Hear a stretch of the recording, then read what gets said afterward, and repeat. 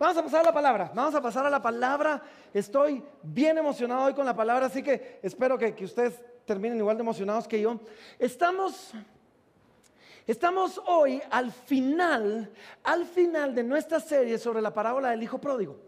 Sí, sobre la parábola del hijo pródigo, y hemos denominado esta serie el Dios pródigo, porque entendimos nosotros esto, que pródigo no significa perdido o pecador. Pródigo significa extremadamente generoso o derrochador, alguien que derrocha sus bienes.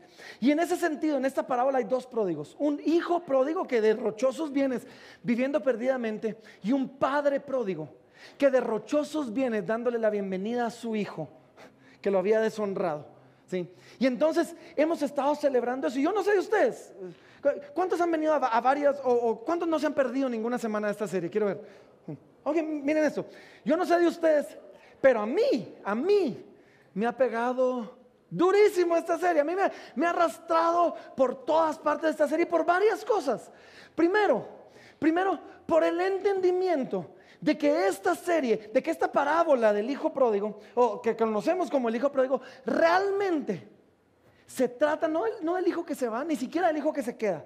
Se trata del padre. Se trata del padre que está misericordiosamente y pacientemente esperando al hijo que se fue a vivir perdidamente, y lo recibe con amor y con misericordia. Y después ese mismo padre que sale a rogar a su hijo mayor a que entre a la fiesta extendiéndole la misma gracia. ¿Y saben por qué me ha pegado duro eso? Porque tendemos nosotros a leer la Biblia como que si se tratara de nosotros. ¿Sí? Y esto nos recuerda que la Biblia no se trata de nosotros, que la vida no se trata de nosotros, se trata de Él. ¿Sí? Se trata de nuestro Padre Celestial, de su amor, de su gracia, de su compasión y de su misericordia. Y esto es lo que hacemos. Ustedes y yo tendemos a agarrar nuestra Biblia y, por ejemplo, leemos la historia de David y Goliat. ¿Sí? Y cuando leemos la historia de David y Goliat, quizás lo hemos predicado y hay algo de rescatable en eso definitivamente, pero leemos la historia y decimos: yo soy David y voy a salir a conquistar al gigante, sí, con una piedra lo voy a derrotar y Dios me va a ayudar, sí, a conquistar al gigante. Pero cuando comenzamos a entender que no se trata de nosotros, ahora comienzo a leer esta historia y me doy cuenta que yo no soy David. Jesús es David, que derrotó al gigante del pecado y de la muerte, que era imposible de vencer. Él derrotó al gigante. ¿Saben quién soy yo? Yo soy el pueblo de Israel que cobardemente está viendo tras bambalinas mientras mi héroe pelea la batalla por mí. La Biblia no se trata de mí, la historia no se trata de nosotros, y esta historia no se trata de ninguno de nosotros, se trata del Padre y su obra por nosotros, ¿sí? Porque yo no soy el centro de la historia, Dios es, ¿sí? Y porque yo no soy el héroe de la historia, Dios es. Y porque no todo gira alrededor de mí, gira alrededor de Dios. Y solo eso ha sido una gran revelación para mí. Pero ¿saben qué me ha arrastrado a mí por los pisos? Es que después de eso entendemos que Jesús estaba contando esta historia más para que lo oyera la audiencia de los fariseos, más para que lo oyeran los escribas, los religiosos, que para que lo oyeran los pecadores. Cuando los pecadores oyeron esta historia, ha sido un bálsamo de agua fría en el desierto, delicioso. Pero Jesús realmente estaba hablándole a los fariseos, a los religiosos, a los que estaban en casa. ¿Sí? Y saben, a mí me ha arrastrado esto porque estos fariseos, estos hermanos mayores, ¿sí? La historia tenía dos hijos, uno que se fue, uno que se quedó. El hermano mayor que se quedó quizás no se peló como su hermano. Quizás él no se peló viviendo perdidamente como su hermano menor, ¿sí? Pero el haberse quedado en casa, lo hizo sentir a él como que si Dios le debiera algo.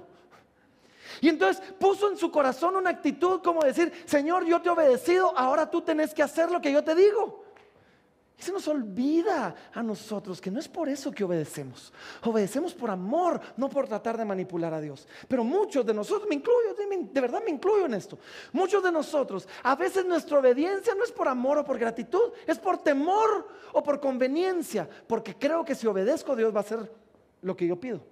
Y Dios va a responder lo que yo pido. Y yo he descubierto que como el hermano mayor, miren, el hermano mayor, aún estando en la casa de su padre, no procuraba la presencia de su padre. Procuraba los bienes de su padre para compartirlos con sus amigos. ¿Sí? Y ese hermano mayor muchas veces voltea a ver al hermano menor que está viviendo perdidamente y lo resiente o quizás lo envidia de que está haciendo lo que se le da la gana y pareciera irle bien. Y después, cuando le va mal, se alegra. ¿Y saben por qué esto me ha arrastrado?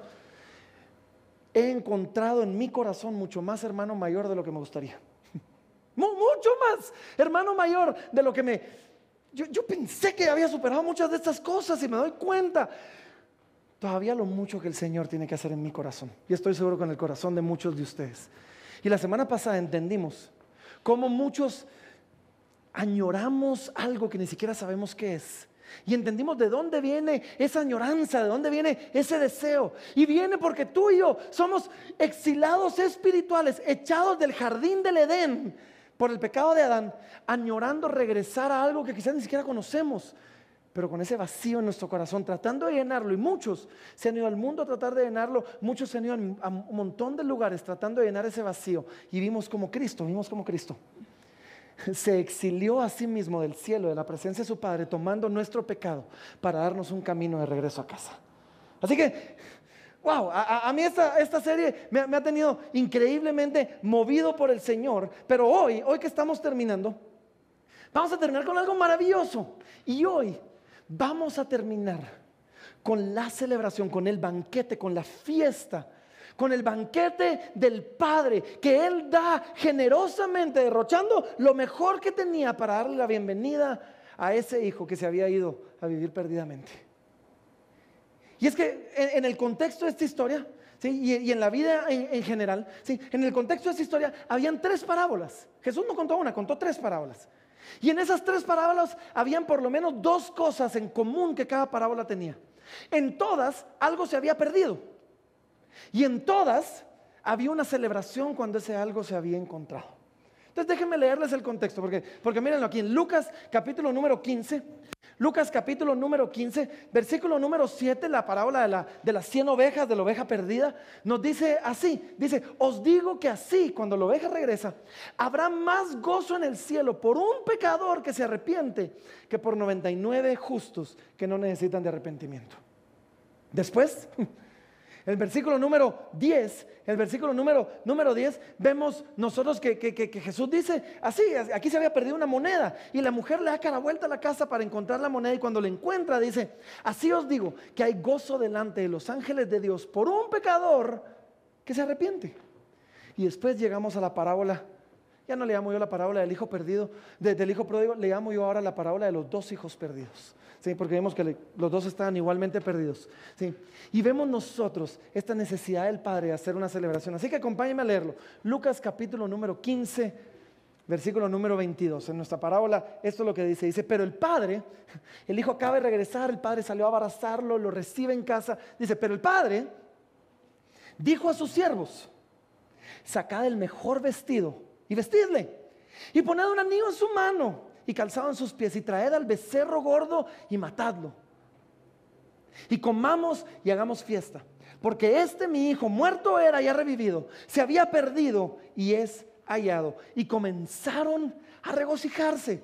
Y después vemos todo el proceso del hijo mayor. Dice: y su hijo mayor estaba en el campo, y cuando vino y llegó cerca de la casa, oyó la música y las danzas, y llamando a uno de los criados le preguntó qué era aquello. Y él le dijo: tu hermano ha venido, y tu padre ha hecho matar al becerro gordo, por haberle recibido bueno y sano. Entonces se enojó y no quería entrar. Salió por tanto su padre y le rogaba que entrase. Mas él, respondiendo, dijo al padre: he aquí tantos años te sirvo, no habiéndote desobedecido jamás, y nunca me has dado ni un cabrito para gozarme con mis hijos, con mis amigos. Pero cuando vino tu hijo, que ha consumido tus bienes con rameras, has hecho matar para él al becerro gordo. Ahora vamos a hablar de qué es eso, ¿sí? Y él entonces le dijo: miren qué lindo. Hijo, tú siempre estás conmigo, todas mis cosas son tuyas. Mas era necesario hacer fiesta y regocijarnos, porque tu hermano era muerto y ha revivido, se había perdido y es hallado. El hijo regresa a la casa, el padre lo recibe y hay una fiesta épica. Miren, ahorita estamos por comenzar Semana Santa, van a haber fiestas por todas partes. No, esto no se compara, esta es una fiesta épica. ¿Sí? Matan al becerro gordo. Este era un becerro que había sido criado con el único propósito de hacer una celebración importante que involucrara a toda la comunidad, y lo matan para esta celebración. Hay fiesta, trajeron al mejor DJ, a la mejor banda, hay fiesta, hay danzas, la gente está bailando, está regocijándose, hay música. Esta es una fiesta así, buena. Y es que saben, esta fiesta, este banquete, al final del día representa la gran celebración que Dios tiene preparados para nosotros, el día en que seamos arrebatados a los cielos y celebremos la fiesta de las bodas del Cordero, donde nosotros seamos presentados como esa novia, como esa esposa que Cristo va a recibir. Y entonces Dios compara en otro pasaje, Dios compara al reino de los cielos con un rey que quiso hacer una fiesta, que quiso hacer un banquete para la boda de su hijo. ¿Sí? Y entonces esta celebración nos recuerda a nosotros de esto. Y en medio de todo esto debemos nosotros hacernos una pregunta. Y creo que es la pregunta importante para nosotros el día de hoy. La pregunta es esta: ¿por qué? ¿Por qué tanto rollo? ¿Por qué tanta bulla? ¿Por qué tanta celebración por un pecador? Un pecador. Más le vale regresar a la casa de su padre. ¿Por qué? ¿Por qué la celebración? ¿Por qué la bulla? ¿Por qué una comida? ¿Por qué no celebrarlo de otra manera, sino compararlo con un banquete, con una comida? ¿Por qué debemos hacerlo así? Y hoy quiero darles yo 5 respuestas a estas preguntas. 5 respuestas, ¿sí? 5 respuestas que nos van a hacer ver a nosotros cómo Dios es tan increíble, y que nos van a enseñar a nosotros cómo la salvación debería verse en la vida del creyente cuando la comparamos con este banquete. ¿Cómo es? ¿Cómo se vive? ¿Cómo se experimenta? ¿Cómo se siente aquel que ha recibido la gracia y el gozo de Jesucristo? ¿Y cómo vive esa persona? Pero solo déjenme comenzar diciendo esto. No hay, y ahorita van a entender por qué, no hay mejor manera de representar, de expresar, de transmitirnos de una forma real, de una forma vívida, lo que significa vivir una vida realmente basada en la obra de salvación de Jesucristo. Así que déjenme comenzar con esto. ¿Por qué? ¿Por qué celebrar? Número 1, si van a tomar notas, hay 5 respuestas. Número 1, ¿por qué celebrar? ¿Saben por qué? Porque el arrepentimiento es algo digno de celebrar. Porque algo pasa en el corazón de aquella persona que viene al arrepentimiento, que cuando lo vemos debemos celebrarlo. Es algo digno de celebrarlo, ¿sí? Hay algo maravilloso. Y el padre, miren, versículo número 32, el padre se lo dice a su hijo mayor. Le dice: mira, me era necesario, no me era bueno, no me era alegre, no, me era necesario hacer fiesta. Es necesario que celebremos el arrepentimiento, porque algo pasa en la vida de alguien que se arrepiente. Y es que cuando alguien se arrepiente, hay como un renacer, hay como un volver a la vida para ese alguien que se arrepiente. Es más, mírenlo, versículo número 24. El padre está dando instrucciones a sus siervos y les dice: maten al becerro gordo, traigan la mejor ropa, pónganle un anillo, pónganle zapatos. Dice, y miren lo que dice, versículo 24, dice: porque mi hijo era muerto y ha revivido. Mi hijo era muerto y ha revivido. ¿Sabes? Hay un revivir en la vida de alguien que experimentó la salvación, ¿sí? Hay personas que están viviendo la vida como zombies, muertos en vida, sin propósito, sin rumbo, sin dirección. Y cuando encontramos la gracia de Jesucristo, algo se prende adentro de nosotros, algo cobra vida adentro de nosotros. Y eso es la salvación. Y por eso dice el Padre: mira, hay que celebrar esto, porque esta vida no va a ser igual, ¿sí? Mi hijo era muerto y ahora está vivo. Y después, miren esto, unos versículos después, en el versículo 32, el padre habla con su hijo mayor y cambia un poquito, porque a los siervos les dijo: mi hijo era muerto y ha revivido. Y después le dice al hermano mayor, le dice: porque tu hermano era muerto. Tu hermano era muerto y ha revivido. ¿Y saben qué me dice eso a mí? Es que cuando alguien viene al arrepentimiento, el padre quiere celebrar. Y nosotros deberíamos de querer celebrar también por este nuestro hermano. Esto es algo digno de celebrar, ¿sí? Cuando alguien viene al Señor, no solo algo se prende, no solo algo despierta, no solo algo cobra vida, hay algo más que pasa. Y es que nos dice, miren aquí, porque mi hijo muerto era ya revivido, se había perdido y es hallado. No solo hay un revivir, no solo hay un despertar, hay un reencontrar en la vida de esa persona. Reencontrarse con su Padre celestial y reencontrarse con Él mismo, con lo que Dios, con el plan y el propósito que Dios tiene para su vida. Y eso, otra vez, eso es digno de celebrar. Eso es digno de celebrar y de verdad, sí. Ahora entiendo mejor cuando el Padre dice, mire, me era necesario hacer fiesta. Porque sabes, ¿cómo cambia la vida de alguien que se encuentra con la gracia y la misericordia de Dios? ¿Cómo cambia la vida de alguien que se encuentra con el amor y la paciencia y la compasión y la comprensión? ¿Cómo cambia?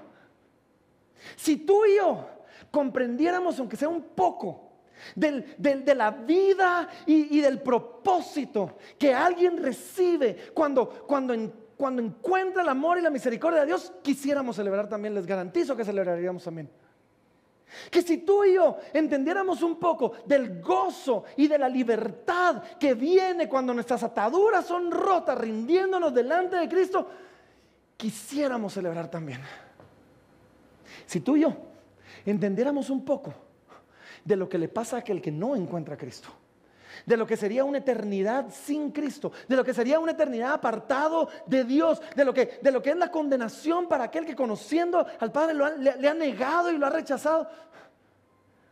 Si entendiéramos eso, quisiéramos ver a más pecadores arrepentirse y celebrar con ellos. Si supiéramos de lo que se están librando, celebraríamos también, porque sabes, la conversión, el arrepentimiento es algo digno de celebrar. Es algo que Dios celebra con los ángeles en el cielo y es algo que como iglesia debemos aprender a celebrar. Y saben, por eso es que la próxima semana vamos a poner aquí esto y vamos a bautizar a aquellos que están dando un paso de fe, rindiendo su vida públicamente al Señor, y vamos a celebrar la obra de Dios en el corazón de estas personas. Y saben, va a haber agua, va a haber un desastre, el de mantenimiento me va a renunciar al día siguiente, está bien, pero nosotros vamos a celebrar con el Señor su misericordia sobre la vida de aquellos que estén dando ese paso. Eso es lo que pasa en la vida de alguien. Entonces, número uno, el arrepentimiento es algo digno de celebrar. Ahora, ¿por qué compararlo con un banquete?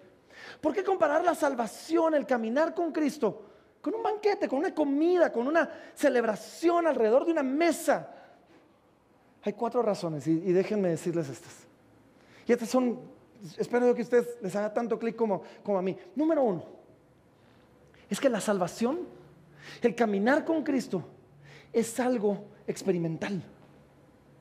Un banquete, una buena comida, es algo que tú experimentas con todos tus sentidos, ¿o no? O sea, si ustedes llegan a una mesa que está servida y adornada con todo tipo de platos deliciosos, es un deleite para los ojos, ¿o no?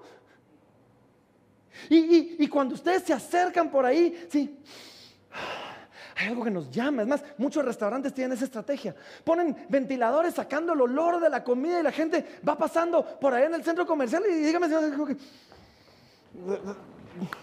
porque una comida es algo que experimentamos con todos nuestros sentidos, con los ojos, con el olfato, ¿sí? Y cuando lo probamos, o sea, de verdad, ¿sí?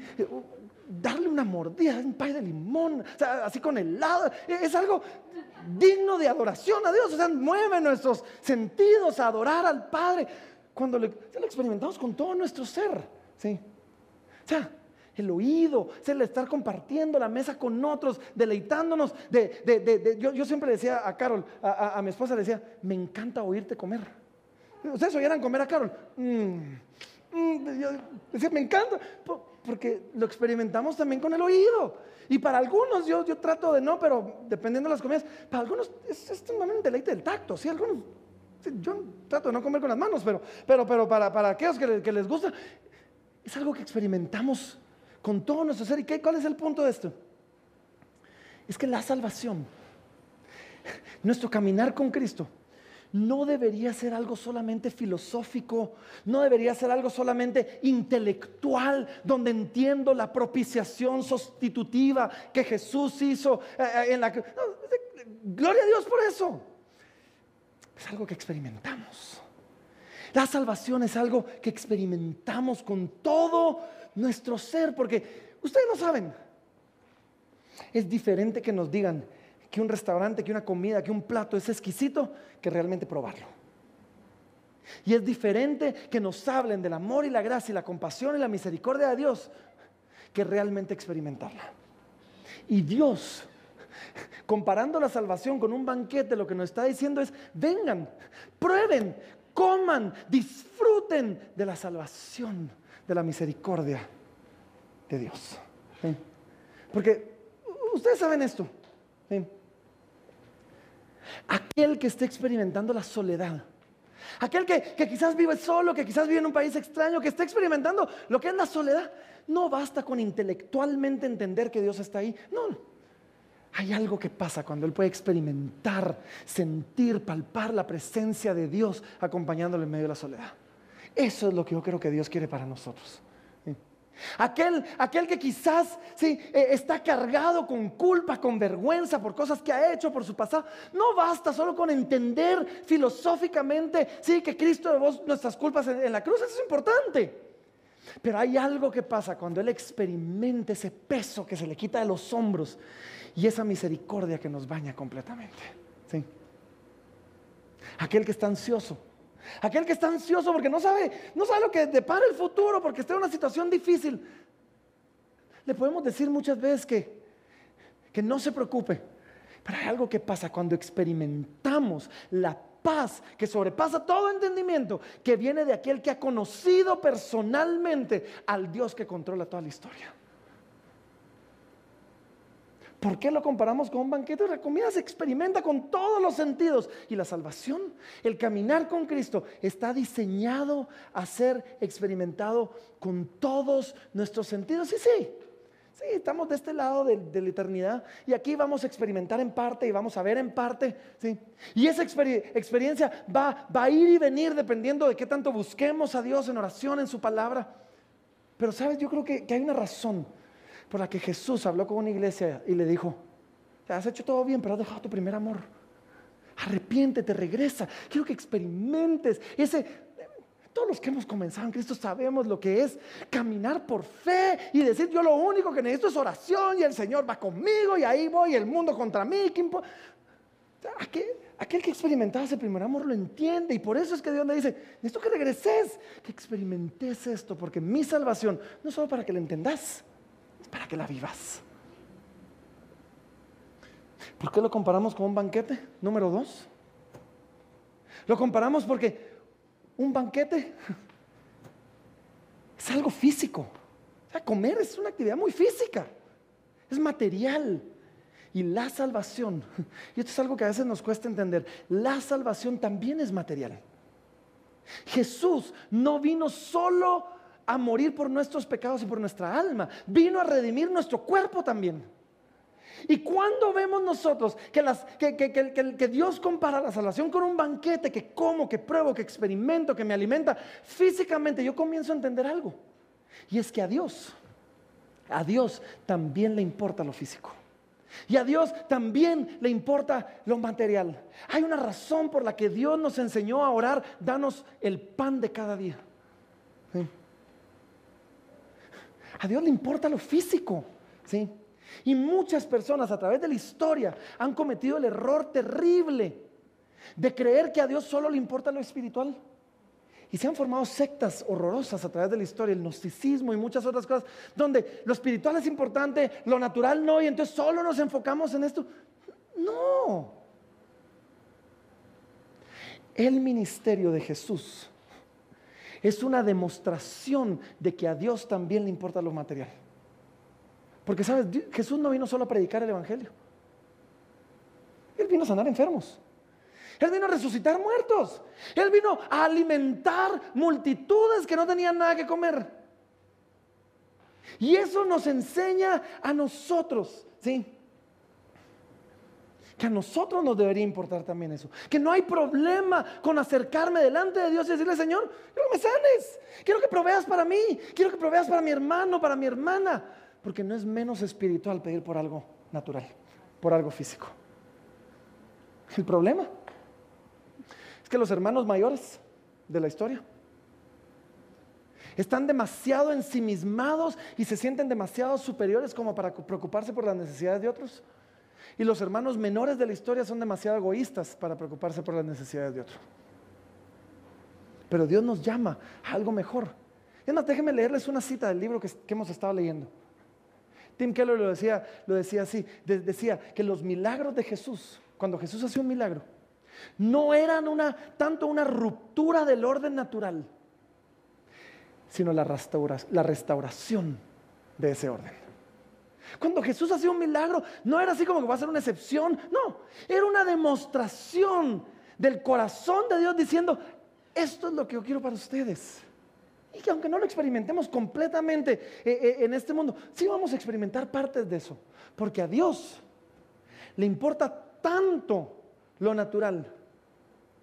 Le importa el sufrimiento, le importa la enfermedad, le importa el dolor, le importa la violencia y la injusticia, la muerte, tanto que se involucró físicamente en el mundo para redimir no solo nuestras almas, sino también nuestros cuerpos. Y va a haber un día donde no solo nos vamos a ir en alma al cielo, vamos a recibir un cuerpo nuevo, físico, para experimentar su presencia.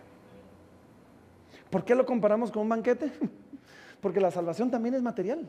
La salvación también es natural. La salvación, una comida nos recuerda que Dios odia el sufrimiento de tal manera que estuvo dispuesto a intervenir y sufrir por nosotros, en nuestro lugar. ¿Saben por qué lo comparamos con un banquete? Número 3. Esto es bien importante y a veces esto es algo que puede pasar desapercibido, pero es increíblemente importante. Y es que Dios compara la salvación con una comida, porque hay muchas cosas que alguien puede hacer por mí, pero nadie puede comer por mí. ¿Sí? Y es que la salvación es algo individual, es algo personal, es algo que experimentamos personalmente. Y nos recuerda a nosotros que para poder vivir y para poder crecer necesitamos comer regularmente, todos los días. Un banquete nos recuerda, ¿saben qué nos recuerda? Nos recuerda que no importa cuán épica fue una celebración, al día siguiente vuelvo a comer. Pero muchos queremos vivir nuestra vida como que si el evangelio fue algo épico que pasó en nuestra historia y no tengo que volver a recordar porque ahora me tengo que enfocar en otras cosas. Y el evangelio no solo es la entrada al reino, es el día a día del creyente. Es algo que tenemos que recordar todos los días, que tenemos que predicarnos a nosotros mismos todos los días y que debe inundar cada aspecto de nuestra vida todos los días.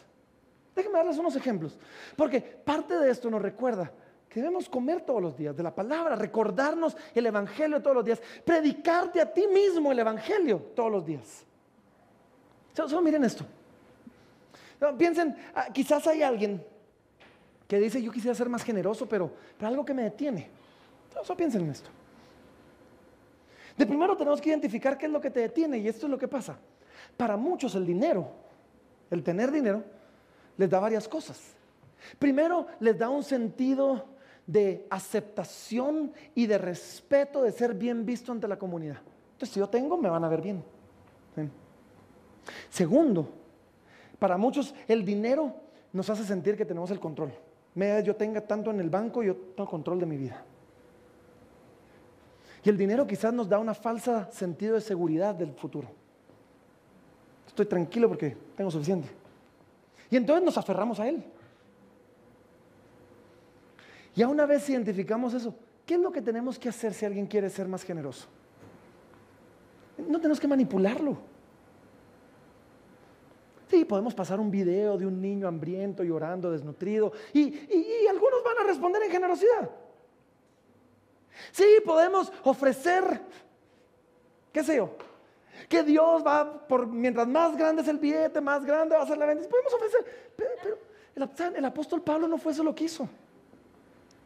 Cuando el apóstol Pablo quiso llamar a la iglesia a la generosidad, porque había una iglesia pasando necesidad y una hambruna en una región, y el apóstol Pablo le escribe a los corintios y les dice: yo quiero que ustedes aporten para esto. ¿Saben lo que hizo? No los manipuló, les predicó el evangelio. Miren esto, 2 Corintios capítulo 8. En 2 Corintios capítulo número 8, capítulo 8 y 9, Pablo está pidiendo una ofrenda. Pidiendo una ofrenda para la iglesia. ¿Saben qué hizo Pablo? Les dijo esto: porque ya conocéis, no la necesidad que ellos tienen, no, dijo, ya conocéis la gracia de nuestro Señor Jesucristo, que por amor a vosotros se hizo pobre, siendo rico para que vosotros con su pobreza fueseis enriquecidos. Ahora les voy a decir qué es lo que no significa eso. Eso no significa, como Él se hizo pobre, ahora tú vas a tener dinero en abundancia. No, dice, Jesús estuvo dispuesto a renunciar a su trono para hacerse pobre y dar todo lo que tenía para servir a otros, para darnos a nosotros ahora la aceptación que estábamos buscando, la seguridad que estábamos procurando, ¿sí? Y la confianza en el día a día en Él, para que entonces nosotros podamos ser enriquecidos en buenas obras, imitando su generosidad para con los demás. Eso es lo que significa. Entonces, ¿alguien quiere ser más generoso? ¿Qué necesita? El evangelio. Porque comemos todos los días del evangelio, nos predicamos a nosotros mismos todos los días el evangelio para que empape cada área de nuestra vida. ¿Quieren ser mejores esposos? Hombres, ¿sí? ¿Alguien quizás quiere ser un mejor esposo? Me entristece que ni siquiera las mujeres dijeron amén. Sí, o sea, aunque sean las mujeres tenían que haber dicho amén. Pero no basta con tenerle miedo al divorcio. ¿En serio? Algunos son... Una vez alguien me dijo: ay, no, mira, es que yo no me divorcio porque es muy caro.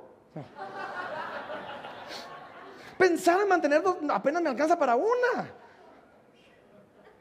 No basta con tenerle miedo a las consecuencias. ¿Sí? Es que mi esposa me amenazó que si yo hago algo, Lorena Bobbitt se queda corta. O sea, de verdad, o sea, no basta con tenerle miedo a la esposa. Mi esposa me amenaza así todo el tiempo. ¿Sí? No basta con tener... El apóstol Pablo, ¿saben qué les dijo a los efesios, a los que estaban en Éfeso? En aquella cultura la mujer era una propiedad más, y la satisfacción sexual se buscaba en otro lado. Honrar a la esposa, tratarla como un igual era inaudito. Y Pablo no decidió predicarles sobre las enfermedades venéreas. Pablo no, ¿saben qué hizo Pablo? Les proclamó el evangelio y les dijo, miren, Efesios 5 les dice a ellos: maridos, amad a vuestras mujeres como Cristo amó a la iglesia y se entregó a sí mismo por ella para santificarla, habiéndola purificado en el lavamiento del agua por la palabra, a fin de presentársela a sí mismo una iglesia gloriosa, que no tuviese mancha ni arruga ni cosa semejante, sino que fuese santa y sin mancha. ¿Saben qué necesitaban los efesios para amar mejor a sus esposas? Recordar el evangelio y decir: mira en Cristo, en la forma en que Él te ama, el ejemplo de cómo amar a tu esposa. ¿Quieres aprender a perdonar? Tal vez te tocó en una familia conflictiva. Hay familias difíciles. Tal vez te tocó una familia donde todo es un problema. O tienes y ya está creciendo la amargura en tu corazón. ¿Quieres aprender a perdonar? Yo no necesito predicarte un sermón acerca de cómo la falta de perdón es como tomarme yo el veneno pretendiendo que alguien más se muera y todo. Eso es bueno, funciona. ¿Saben qué hizo Pablo? Le escribió a los Colosenses. A los Colosenses capítulo 3 y versículo número 13 les dijo así, les dijo: soportándoos unos a otros y perdonándoos unos a otros si alguno tuviera queja contra otro, de la manera que Cristo os perdonó, así también hacedlo vosotros. ¿Quieres aprender a perdonar? Pon atención cómo Cristo te perdonó y saca de ahí el ejemplo y saca de ahí la fortaleza para extender la gracia que tú no necesitabas. Ahora puedes extender gracia que alguien no necesita. Entonces, ¿por qué comparar la salvación con un banquete? Porque yo necesito alimentarme en el banquete, me alimenta mi cuerpo, pero necesito alimentarme todos los días, física y espiritualmente. Y necesito entender que ¿sabes? El evangelio, todo cambio que venga a tu vida, Todo cambio que venga a tu vida va a venir de un mejor y más profundo entendimiento del Evangelio. Cualquier otro cambio va a ser superficial y va a ser temporal. Pero el Evangelio, cuando entendemos esto, Tim Keller lo dijo mejor que yo. El Evangelio, decía él, no es por tanto el ABC de la vida cristiana, sino que abarca desde la A a la Z en la vida cristiana. Toda nuestra vida, todos los días, debo estar alimentándome del Evangelio. ¿Por qué se compara la salvación con un banquete? Porque hay un banquete, hay una comida que me alimenta, pero que no me quita la necesidad de comer el día siguiente. Varias veces. Número 4. La salvación es personal, es individual. Pero la salvación también es comunitaria. Para que un banquete sea banquete, necesita haber gente. ¿Sí? Una gran mesa preparada en mi casa para mí solo no es un banquete.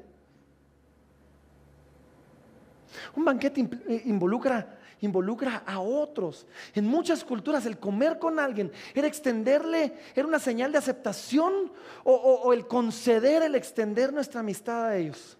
Y déjame decirte algo, es imposible, y digo esto con todo el corazón, es imposible que tú crezcas espiritualmente hasta donde Dios te quiere llevar sin una comunidad de fe alrededor tuyo. Solito vas a crecer algo, sí, pero hay cosas que no vas a lograr solo en tu caminar con el Señor. Si tú eres de esos que dice, yo amo al Señor y tengo una relación con Él, pero no necesito a la iglesia, esto nos recuerda a nosotros, un banquete incluye a otros. Y es que necesitamos una comunidad de creyentes en nuestras vidas que nos exhorten hacia las buenas obras. Una comunidad de creyentes que nos enseñen aquello que no entendemos. Una comunidad de creyentes que nos regañen cuando nos equivocamos. ¿Sí? Que nos reprendan cuando vamos por mal camino. Que te corrijan, que te levanten y te exhorten cuando se te están acabando las fuerzas. Que te consuelen cuando todo tu mundo se te vino abajo. Necesitamos esa comunidad de creyentes. Déjenme darles un ejemplo. C.S. Lewis es un autor. Él escribió libros como Narnia. Quizás nadie leyó el libro, pero vio la película. Sí, él escribió libros como Narnia. Él tenía un grupo de amigos, todos autores.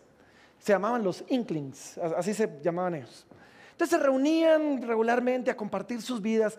Y uno de estos Inklings, era el autor del Señor de los Anillos, Tolkien. ¿Sí?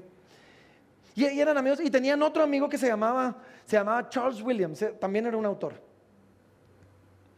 Y de repente un día, uno de ellos, Charles Williams, muere. Y cuando C.S. Lewis está reflexionando sobre la muerte de su amigo, escribe algo que a mí me impactó muchísimo. Miren esto, dice,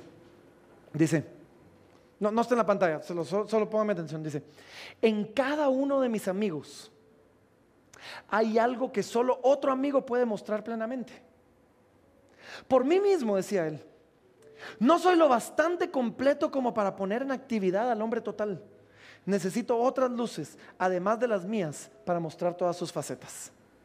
Y miren lo que dijo, dice, ahora que Charles Williams ha muerto, nunca volveré a ver la reacción de Ronald Tolkien, ¿sí?, ante una broma típica de Charles.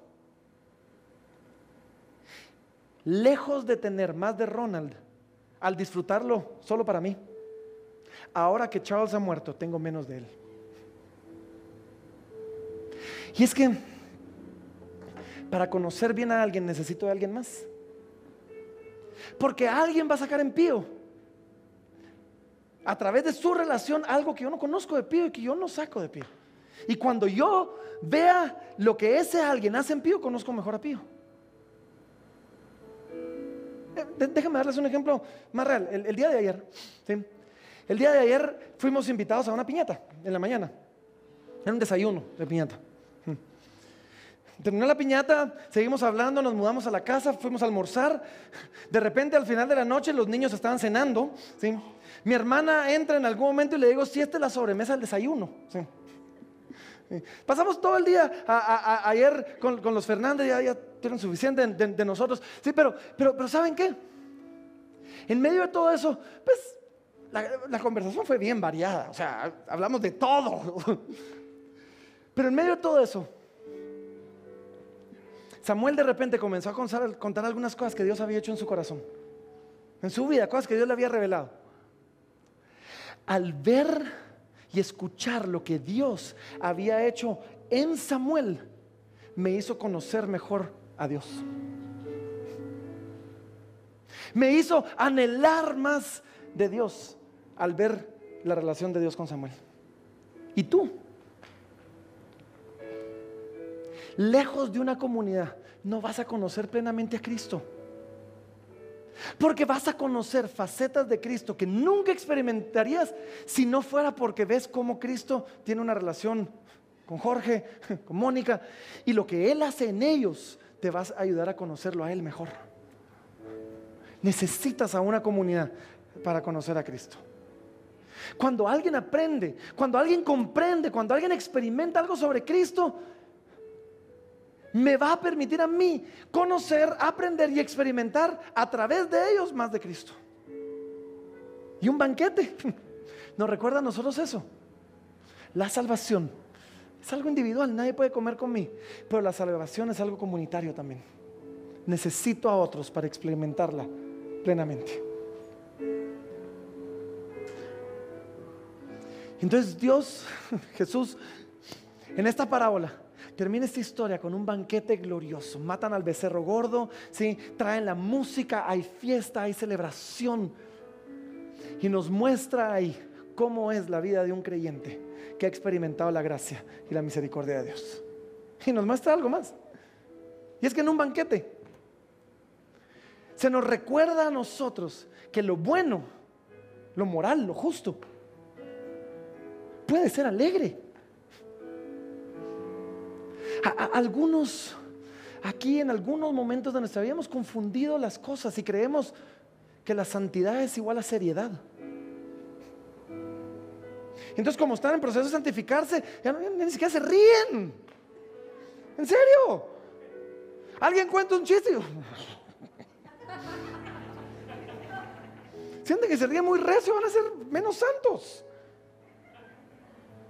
Un banquete nos recuerda que hay un lugar donde lo moral y el placer se pueden juntar, donde lo bueno y lo alegre pueden ser una sola cosa, porque así es la salvación de nuestro Dios. Así es el caminar de aquel que ha experimentado la gracia de Dios. Así es lo que Dios tiene preparado por nosotros, y esa es la vida en abundancia de la que Cristo habló. Eso es un banquete. Un banquete, este banquete nos recuerda que Dios se alegra y Dios celebra por nosotros. ¿Sabes? Dios no es alguien que simplemente te tolera. ¿Qué otra? Pues de plano, mi hijo. Dios se alegra por nosotros. Dios celebra por nosotros. Causamos gozo en el corazón del Padre cada vez que nos acercamos a Él. Y así que ¿con qué quiero terminar? Cada vez de ahora en adelante que tú disfrutes de una buena comida, con un buen vino, con buenos amigos, con buena compañía, ¿sí? Solo toma un momento para recordar el banquete que Dios tiene preparado para ti, ¿sí? Para celebrar la misericordia de Dios sobre nosotros, para compartir sus deleites entre nosotros. Riamos y disfrutemos sabiendo que Dios ha preparado un banquete para celebrar tu vida y para celebrar mi vida y para celebrar su misericordia sobre nosotros. Ese es el banquete del Padre. Y esa es la vida a la que somos llamados en Cristo Jesús. No una vida donde ahora somos el aguafiestas que renunció a todo esto. Una vida donde ahora experimentamos tanto más porque le tenemos a Él que no podríamos expresar. Así que recuerda esto: tu vida cuando vienes a Cristo es algo digno de celebrar. Recuerda esto: Dios quiere que experimentes, que lo experimentes a Él, no solo intelectualmente, no solo una idea de, puede ser algo casi palpable, casi tangible en tu vida. Recuerda esto. A Dios le importa lo que te pasa en lo material. Y le importa lo que le pasa a otros. Y Él quiere suplir tus necesidades y quiere usarte a ti para suplir las necesidades de otros. Recuerda que tienes que alimentarte todos los días de Él. Todos los días. Pero recuerda que debes compartirlo con otros. Porfa, únete a un grupo, únete a un ministerio, únete en algún lugar donde otras personas puedan hablar a tu vida. Por favor. Así que mientras terminamos, vamos a orar. Vamos a darle gracias a Dios. Y después vamos a adorarle, porque si esto no nos mueve a la adoración, no sé qué nos va a mover a la adoración. Vamos a adorar al Señor por su salvación derramada sobre nosotros. Pero si tú estás acá y tú dices, yo necesito experimentar eso. Si tú estás acá y dices, yo tengo necesidad y necesito oración para que el Señor provea, supla, sana o qué sé yo, queremos orar por ti. Si tú eres de los que quizás comió el banquete hace años y no se volvió a alimentar espiritualmente y ahora está un poquito desnutrido espiritualmente, vamos a invitarte a alimentarte otra vez, a regresar a sus pies. Si tú eres de los que ha estado apartado de una comunidad, queremos invitarte a que preguntes en la central de conexión por grupos en casa y te puedas involucrar en alguno. Queremos orar por ti. Pero sobre todo, si tú eres alguien que entiende todo esto y lo ha oído 20,000 veces y lo asume, pero la verdad es que nunca ha dado un paso intencional de decir, Señor, me reconozco pecador y quiero arrepentirme de mis pecados. ¿Sabes? Sí, lo das por sentado, pero nunca has dado ese paso real para hacerlo. Quiero invitarte a que lo hagas. Que le digas, Señor, aquí estoy. Con todo mi pecado, con todo mi pasado, con toda mi culpa, con toda mi vergüenza. Y quiero que hoy puedas experimentar lo que es que el cielo celebra ese arrepentimiento en tu vida. Así que pongámonos de pie ahí donde estamos.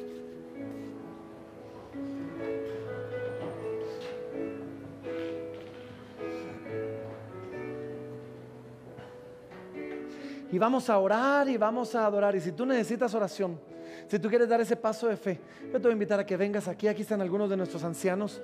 ¿Sí? Queremos orar por ti, queremos pedir al Señor que su presencia se haga real sobre ti en medio de todo esto. Así que déjenme orar por todos, después vamos a orar. Y aquellos que necesiten oración, vengan adelante en cualquier momento. Queremos orar por ti. ¿Sí? Queremos orar por tu vida, queremos bendecirte el día de hoy. Así que Padre, Señor, gracias Señor por preservar esta historia a través de los siglos, mi Dios, y traerla hasta nosotros hoy, donde podamos recordar que tú eres bueno, que tú eres maravilloso, Señor, que tu amor y tu gracia es lo mejor que nos puede pasar. Padre, queremos experimentar ese gozo, esa plenitud. Queremos alimentarnos de ti día con día. Queremos alimentarnos cada día, Señor, de ese banquete y celebrar que fuimos invitados a esa fiesta, a esas bodas del Cordero. Así que, Señor, en el nombre de Jesús hoy, venos aquí, Padre. Yo soy el primero en confesar mis propios pecados. Padre, en declarar que soy más hermano mayor de lo que me gustaría, Señor, y pedirte perdón. Gracias, Señor, porque aún así soy invitado a la fiesta y aún así es celebrada mi entrada, Señor. Te amamos, Señor. Gracias porque te humillaste, dándonos el camino de regreso a ti y preparaste este gran banquete para nosotros.